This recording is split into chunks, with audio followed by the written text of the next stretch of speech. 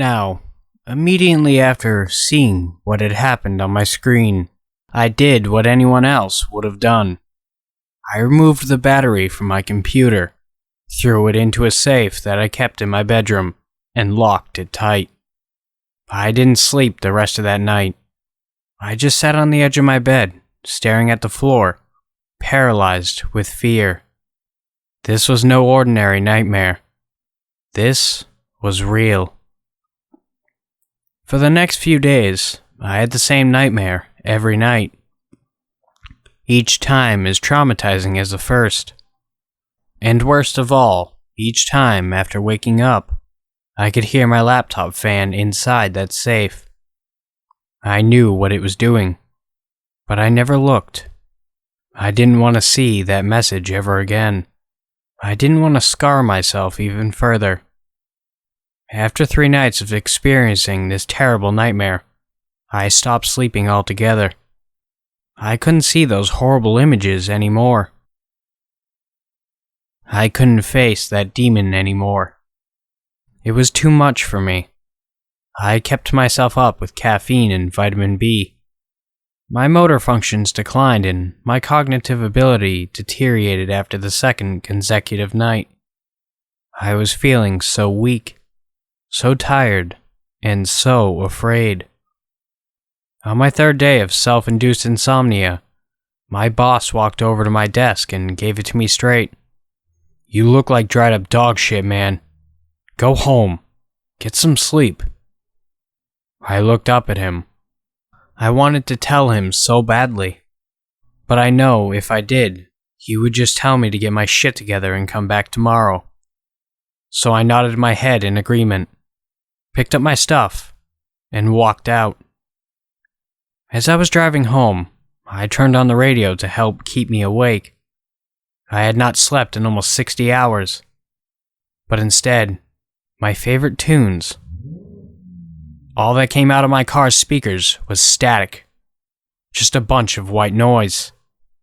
I started changing channels, but everything was the same, static. So I just turned it off and drove home in silence. As I pulled into my driveway, I noticed through my front window that there was a flickering light coming from inside my house. It was my TV. I left the damn thing on before leaving to work. I wasn't surprised though. Not sleeping for 2 consecutive nights was definitely taking a toll on me. I put the car in park and started to pull the keys out when my radio turned on again. More static. Was I hallucinating? Christ, I'm losing it. No, you're not. I almost shit my pants. Did that come from the radio? Either I've gone nuts, or that was extremely coincidental. I'm still here, you know. Holy fuck. This time, I was sure. That deep static voice just came out of the speakers of my car. I looked at my radio to see what station it was tuned to, but the screen was just a bunch of random symbols and letters that didn't make any sense. I started to panic. I immediately turned the car off and almost ran into my house. No, they can't follow me everywhere. I locked my computer in my safe. This can't be happening to me. I whipped around to look at my TV, which I had forgotten was still on. I swear, I wish the goddamn Teletubbies were on. In fact, I wish there was anything on. But there wasn't. It was just static. No sound. No signal. Just static. Boom! I almost fell over backwards in fear. The television sound came in with a huge bang, and the static was very audible. White noise filled the room. I could feel my heart pounding as my hands began to shake. No, please, no. The static began to get louder and louder, until I couldn't even hear myself think. I covered my ears and began shouting to myself. Stop it. Stop it now, please. and it stopped.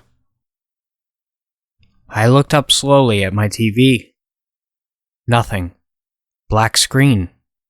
It was off. I stood up slowly, still shaking from what had just happened. I walked slowly towards my TV, fearing that it may turn on again and blow my eardrums out. I got right up next to the screen, reached behind it, and unplugged the power cord. I stared at it for a couple of seconds, hoping I had stopped them from gaining access. I backed away slowly, breathing more evenly now. I stopped it, and that's when I saw that face on my TV screen, that black silhouette from my dreams. It was here. It was real. He smiled at me, with the most evil smile you could possibly imagine, and I couldn't look away. I was too afraid to move. And suddenly, he began to speak in the most frightening voice imaginable. It was deep and booming, somewhat distorted, as if he was speaking through a voice masker. It sounded like 10 voices in one, all as evil as the other. Do you fear me? I couldn't move. I said, do you fear me? My body was shaking uncontrollably. Do you know these people? The next images I saw were the most traumatizing images in my lifetime. I saw pictures of my family, my friends, people I had met throughout my life. He had them. This can't be happening. I told you not to stare. And probably, out of sheer adrenaline, I snapped out of my paralysis and picked up a small glass bottle sitting on the table next to me and hurled it as hard as I could at the TV. Sparks went everywhere. Shattered glass covered the floor. I looked up at the TV and it was broken. The screen had cracked and it was no longer functioning. The demon was gone. I mustered what strength I had left and walked up to my room. I was so tired. I fell to my knees and began to cry when suddenly I heard it. My laptop fan. I slowly raised my head and there it was, sitting on the edge of my bed. Command prompt open and my webcam on.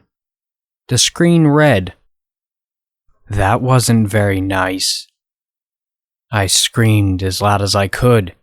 Leave me the fuck alone. And picked up my laptop and threw it out the window as hard as I could. This was going to end today. I walked over to the window I had thrown my computer out of to make sure it was shattered. I wanted nothing to be left of it. But as I looked out the window, I didn't see any broken laptop. I saw him looking up at me, smiling. Hey everyone, thanks for watching. I appreciate it a lot. And also, big thanks to my patrons, and if you want to support me, the link to my Patreon is in the description below. And if you want to hear more scary stories in the future, don't forget to like, subscribe, and comment on this video. Thank you.